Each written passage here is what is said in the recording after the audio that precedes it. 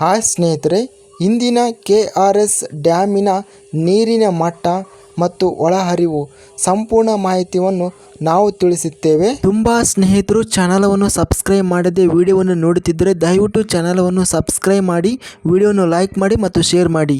South West ಮಾನ್ಸೂನ್ನಿಂದ Karnataka ರಾಜ್ಯದ ಮುಖ್ಯವಾಗಿ ಕರಾವಳಿ ಜಿಲ್ಲೆಗಳಲ್ಲಿ ಮತ್ತು ಉತ್ತರ ಒಳನಾಡು ಮತ್ತು ದಕ್ಷಿಣ ಒಳನಾಡು ಜಿಲ್ಲೆಗಳಲ್ಲಿ ಒಳ್ಳೆ ಉತ್ತಮ ಮಳೆ ಅನ್ನೋದು ಆಗಿದೆ. KRS ಜಲಾಶಯಕ್ಕೆ ದಿನದಿಂದ ದಿನಕ್ಕೆ ನೀರಿನ ಶೇಕಡ ಹೆಚ್ಚಿನ ಪ್ರಮಾಣದಲ್ಲಿ ಜಲಾಶಯ ನೀರು ಬಂದು ಸೇರಿದೆ. ಇದರಿಂದ ಜಲಾಶಯದ ಮಟ್ಟ ಮತ್ತು ಒಳಹರಿವು ಗಣನೀಯವಾಗಿ ಹೆಚ್ಚಳ ಕಂಡಿದೆ.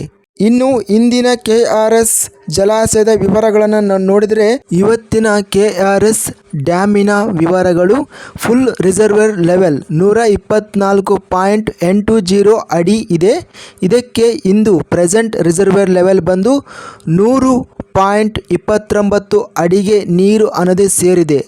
ಅಂದರೆ ಇವತ್ತು 100 ಅಡಿಗೆ ನೀರನ್ನೋದು ದಾಟಿದೆ.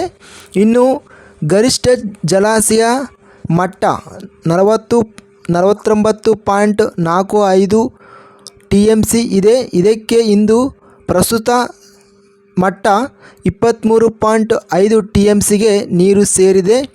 ಇಂದಿನ ಇನ್ಫ್ಲೋ ಒಳಹರಿವು 9686 ಕ್ಯೂಸೆಕ್ಗಳು ನೀರು ಒಳಹರಿವು ಆಗಿದೆ.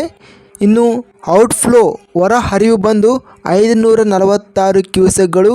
ಅಂತಿಮವಾಗಿ KRS ಜಲಾಶಯಕ್ಕೆ 100% 47% ನೀರು ಆಗಿದೆ.